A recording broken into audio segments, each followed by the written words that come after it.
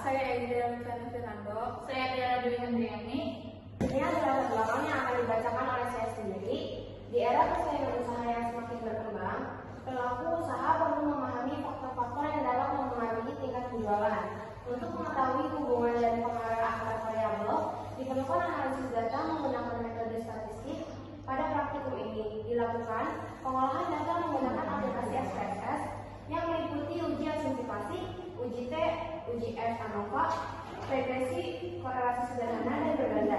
Analisis ini bertujuan untuk mengetahui hubungan antara harga, lama berjualan, dan tingkat penjualan sehingga dapat diperoleh informasi yang lebih akurat dari data yang tersedia. Yang pertama itu ada uji asumsi klasik. Berikut merupakan 30 data responden UMKM-ST. Kunci yang terdiri dari variabel harga, lama berjualan, dan tingkat penjualan per kas. Data ini digunakan sebagai dasar analisis statistik dengan SPSS untuk mengetahui pengaruh harga dan lama berjualan terhadap tingkat penjualan. Berikut keterangan variabel harga sama dengan X1, lama berjualan X2, tingkat penjualan Y. Selanjutnya di dalam uji asumsi klasik ada uji normalitas. Berikut data dari SPSS-nya. Hasil pada uji normalitas dari kelompok kami diperoleh nilai asumsi two-tailed sebesar 0,040 di mana nilai tersebut lebih kecil dari 0,05 sehingga dapat disimpulkan bahwa data penelitian tidak normal. Yang kedua, uji linearitas. Pada hasil uji linearitas diperoleh nilai signifikasi pada deviation from linearity sebesar 0,925. Karena nilai sig lebih besar dari 0,05, maka dapat disimpulkan bahwa hubungan antara variabel tingkat penjualan dan lama penjualan bersifat linear.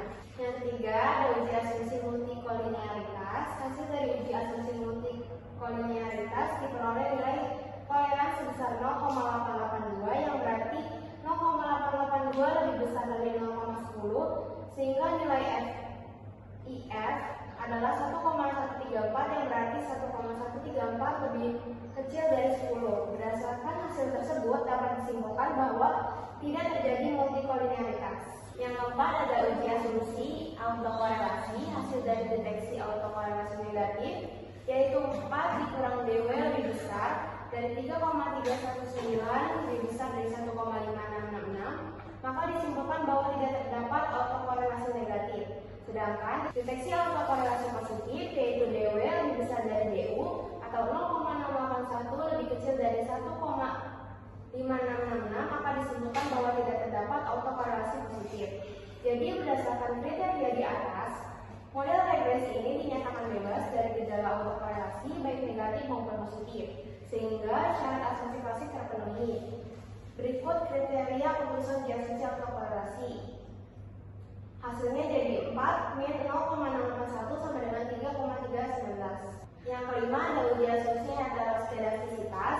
Karena nilai sig dari variabel harga sebesar 0,085 di mana 0,085 lebih besar dari 0,05, jadi tidak terjadi heteroskedastisitas.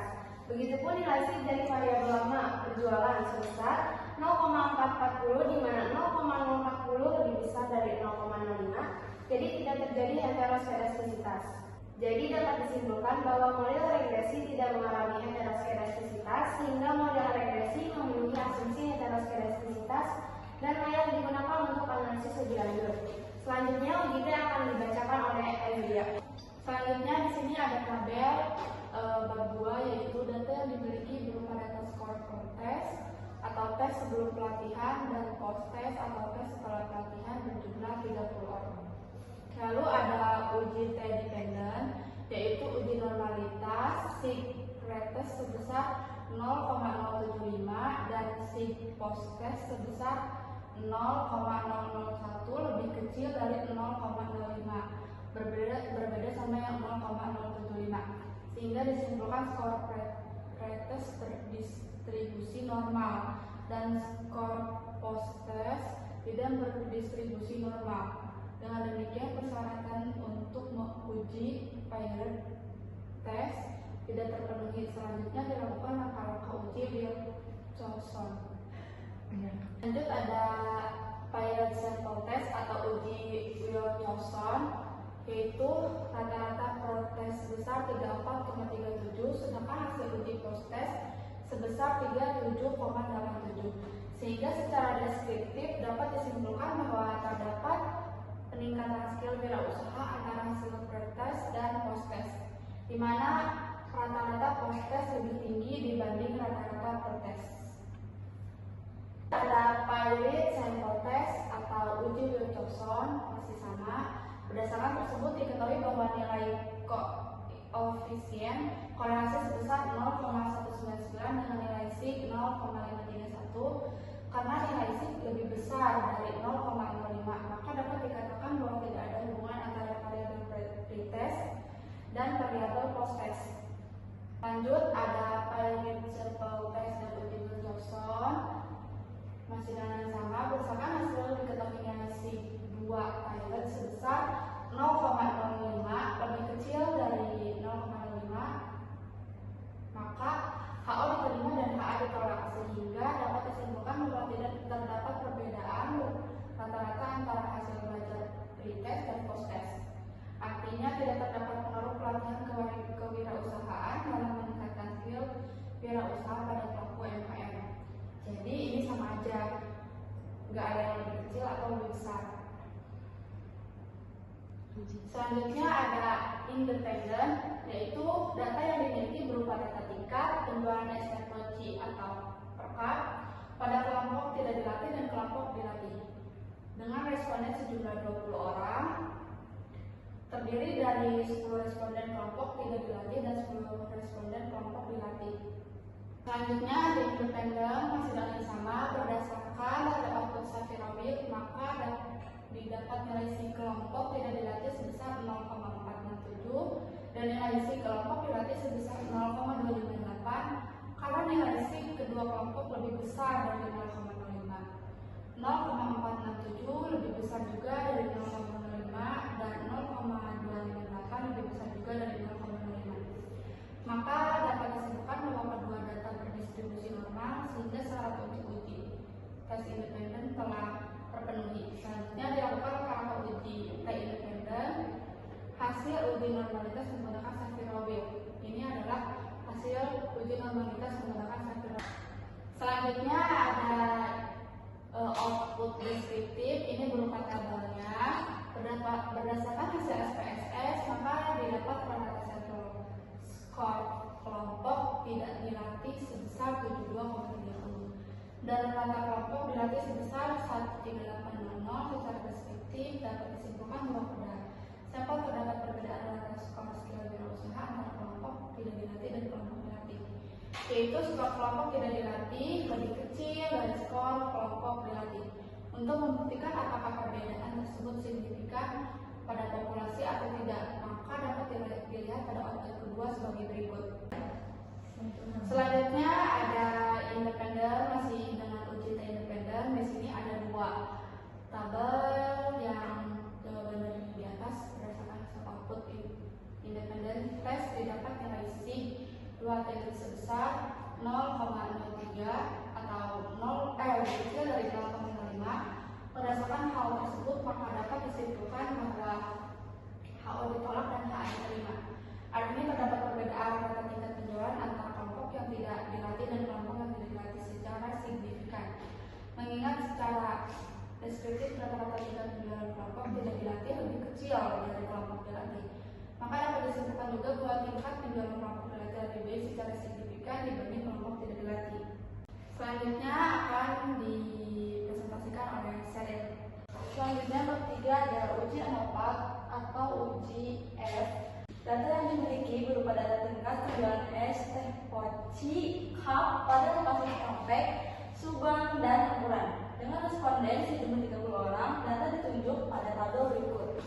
Berdasarkan dari output Safirawit, maka didapat nilai sig lokasi Cikampek sebesar 0,467, nilai sig lokasi Subang sebesar 0,258 dan nilai sig lokasi Angkuran sebesar 0,040. Karena nilai sig ketiga lokasi lebih kecil dari 0,05, maka dapat disimpulkan bahwa dari uji homogenitas varians menggunakan uji Levene diperoleh hasil bahwa baik berdasarkan rata maupun median memiliki signifikan signifikan kurang dari 0,05. Berdasarkan hal itu, maka dapat disimpulkan bahwa varians antar kelompok data adalah tidak homogen atau tidak sama. Berikut ada output 1 deskriptif, ini output 2 ANOVA, dan ini yang tidak.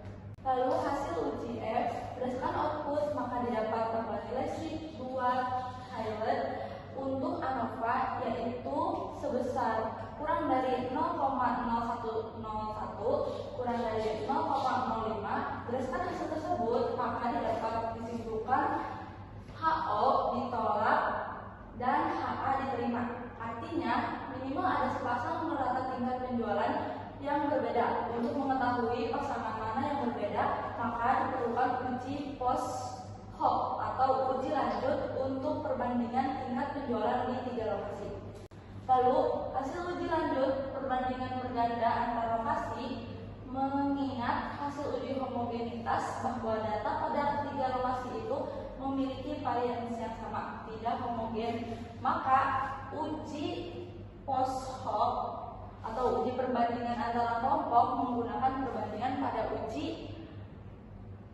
post hoc antar kelompok equal variance assumes antara lain LSD least significant difference, uji 2K HSD 2K honey significant difference untuk Duncan's new multiple range test atau DMRT atau uji Bonferroni, silakan pilih sesuai kebutuhan kelompok.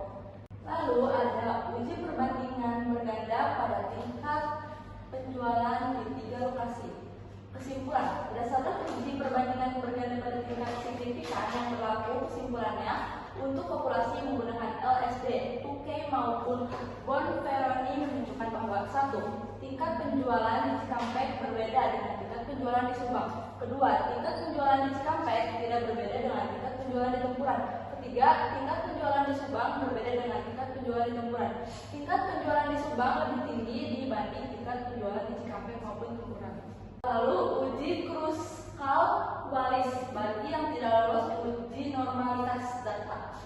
Hasil dan kesimpulan uji Kruskal-Wallis bagi kelompok yang tidak memenuhi asumsi distribusi normal. Kesimpulan, kedua tabel di atas tampak bahwa 1. Jumlah sampel yang digunakan pada 3 lokasi sebanyak 30 sampel dengan rata tingkat penjualan 90,57 cup, kisaran antara 34 sampai dengan 200 cup, dan standar deviasi sebesar 50,779 cup. 2. Tren tingkat penjualan pada sampel yang paling tinggi adalah di Subang, menyusul di Cikampek, dan yang paling terendah adalah di Tempuran. Lalu untuk uji Kruskal-Wallis membuktikan apakah kesimpulan pada sampel tersebut berlaku untuk populasi, maka perlu diuji menggunakan uji Kruskal-Wallis dengan hasil sebagai berikut.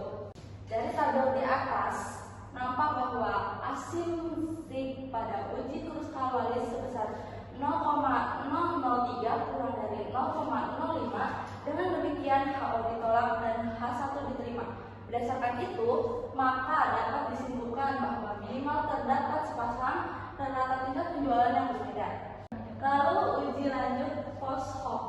Uji post hoc setelah uji Kruskal-Wallis adalah uji DUN, tapi PSS tidak menyediakannya. Berdasarkan hal itu, maka dilakukan uji Mann-Whitney. Silakan lakukan seperti pada praktikum uji T yang tidak memenuhi asumsi data normal. Dari tabel di atas nampak bahwa asumsi pada uji Mann-Whitney sebesar 0,008 kurang dari 0,05. Dengan demikian HO ditolak dan H1 diterima. Berdasarkan hal itu, maka dapat disimpulkan bahwa minimal terdapat sepasang rata tingkat penjualan yang berbeda.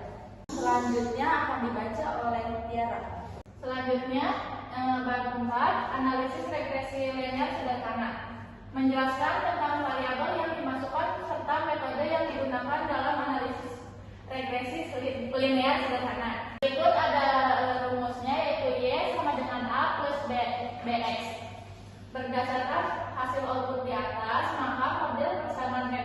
linear sederhana, yaitu sebagai berikut. Y sama dengan 117,059 dikurangi 2,580. Selanjutnya ada uji hipotesis pada analisis regresi linear sederhana.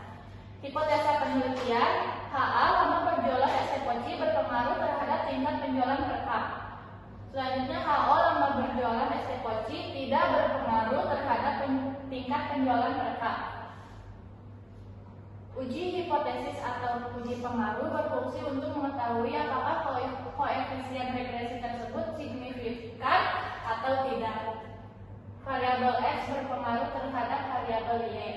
Maka uji hipotesis dilakukan menggunakan dua cara, yaitu karena nilai signifikan 0,624 di mana 0,624 lebih besar daripada 0,05, maka hal ini menunjukkan bahwa lamanya berjualan es teh poci di Cikampek, Subang, dan Tembukan tidak berpengaruh terhadap tingkat penjualan. Yang ketiga adalah membandingkan nilai dihitung dengan tabel. Pada data kelompok kami dihitung negatif 0,496 dan tabel 2,0484. Jadi karena terhitung lebih kecil dari tabel, maka artinya lama berjualan tidak berpengaruh terhadap tingkat penjualan. Selanjutnya ada analisis koefisien korelasi. Analisis koefisien korelasi bertujuan untuk mengetahui korelasi atau hubungan besar dan arah antara variabel independen dengan variabel dependen. Dalam analisis korelasi ada dua aspek yang diukur. Jadi karena R sama dengan 0,093, maka arah dan kekuatan korelasi X terhadap Y adalah positif lemah. Lanjut ada analisis koefisien determinasi. Untuk mengetahui besarnya pengaruh variabel independen atau variabel X terhadap variabel dependen atau variabel Y dalam analisis regresi linear sederhana dapat dinilai pada nilai R2 atau R2 yang terdapat pada tabel summary. Hasil dan kesimpulan R pangkat 2 sama dengan 0,093 pangkat 2 sama dengan 0,009 sama dengan 0,9%. Terus sama dengan 100 dikurangi 0,9 jadi 99,1%. Sisanya 99,1% dipengaruhi oleh variabel lain yang tidak diteliti. Selanjutnya akan dibacakan oleh Delvia. Yang kelima, analisis regresi linear berganda. Yang pertama, metode Enter menjelaskan tentang variabel yang dimasukkan serta metode yang digunakan dalam analisis regresi linear berganda. Yang kedua yaitu persamaan regresi linear berganda. Berikut rumusnya. Y sama dengan A plus B1 X1 plus B2 X2 plus I titik plus Bn Xn. Berdasarkan hasil output di atas, maka model persamaan regresi linear berganda yaitu sebagai berikut. Y sama dengan 137,127 dikurangi 0,007 X1 dikurangi 1,372 X2. Untuk membuat persamaan tersebut, maka bisa dilihat pada tabel koefisien pada kolom B di unstandardized koefisien di mana hasilnya A sama dengan angka konstan pada unstandardized koefisien A sama dengan 137,127, B yaitu angka koefisien regresi X1 dan X2 pada standardized koefisien X1 sama dengan minus 0,007, X2 sama dengan 1,372. Yang ketiga yaitu uji hipotesis pada analisis regresi linear berganda. Uji hipotesis atau uji pengaruh berfungsi untuk mengetahui apakah koefisien regresi tersebut signifikan atau tidak, atau variabel X berpengaruh terhadap variabel Y. Maka uji hipotesis untuk analisis linear berganda dilakukan pada dua hubungan, yaitu A. Pengujian hipotesis hubungan parsial. Yang pertama, pengujian parsial X1 terhadap Y, yaitu HO sama dengan harga es teh poci tidak berpengaruh terhadap tingkat penjualan. HA harga es teh poci berpengaruh terhadap tingkat penjualan. Yang kedua, pengujian parsial X2 terhadap Y, yaitu HO harga es teh poci tidak berpengaruh terhadap tingkat penjualan. HA adalah harga es teh poci berpengaruh terhadap tingkat penjualan. Selanjutnya akan dibacakan oleh Ezia. Selanjutnya ada uji hipotesis pada analisis regresi linear berganda karena nilai C X1 0,529 di mana yang lebih besar dari 0,05. Maka hal ini menunjukkan bahwa lamanya berjualan ekspektasi Cikampek, Subang, dan Tempuran tidak berpengaruh terhadap tingkat penjualan. Begitupun dengan C X2 0,808 lebih besar dari 0,05, maka hasilnya sama tidak berpengaruh. Lalu ada uji hipotesis pada analisis regresi linear berganda. Kanal T X1 minus 0,037 di mana minus 0,037 lebih kecil dari 2,04841. Begitupun TX2 minus 0,245 di mana 0,245 lebih kecil dari 2,04841. Jadi X1 atau harga penjualan dan X2 atau lama berjualan tidak berpengaruh juga terhadap tingkat penjualan. Di sini ada tabel. Selanjutnya akan dipresentasikan oleh Tiara. Selanjutnya D. Pengujian hipotesis hubungan simultan. Pengujian simultan X1 dan X2 terhadap Y. HO, harga ST Koci dan lama berjualan tidak berpengaruh terhadap tingkat penjualan. HA, harga ST Koci dan lama berjualan berpengaruh terhadap tingkat penjualan. Karena sig 0,726 di mana 0,726 lebih besar daripada 0,05, jadi X1 dan X2 tidak berpengaruh terhadap tingkat penjualan. Karena pada data kelompok kami F itu 0,323 dan F tabel 3,35. Jadi karena F itu lebih kecil dari F tabel, maka artinya X1 dan X2 tidak berpengaruh terhadap tingkat penjualan. Selanjutnya akan dibacakan oleh Sheryl. Lalu analisis koefisien korelasi. Analisis koefisien korelasi bertujuan untuk mengetahui korelasi atau hubungan besar dan arah antara variabel independen dengan variabel dependen. Dalam analisis korelasi ada dua aspek yang diukur, yaitu analisis koefisien korelasi simultan dan analisis koefisien korelasi parsial. Analisis koefisien korelasi simultan karena R sama dengan 0,153, maka arah dan kekuatan korelasinya yaitu positif nomor.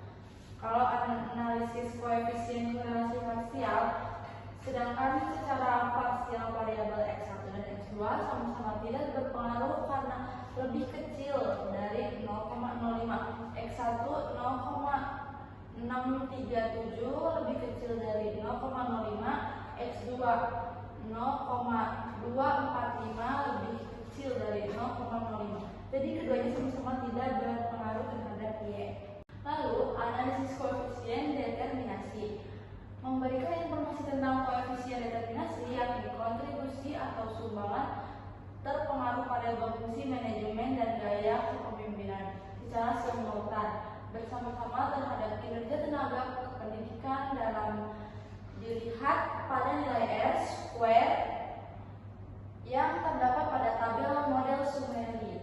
Hasil dan kesimpulan, karena R square sebesar 0,023 atau 2,3% jadi harga penjualan X1 dan lama berjualan X2 mempengaruhi tingkat penjualan Y sebesar 2,3%, sedangkan sisanya dipengaruhi oleh faktor lain yang tidak diteliti. Sekian dari kelompok kami. Wassalamualaikum warahmatullahi wabarakatuh.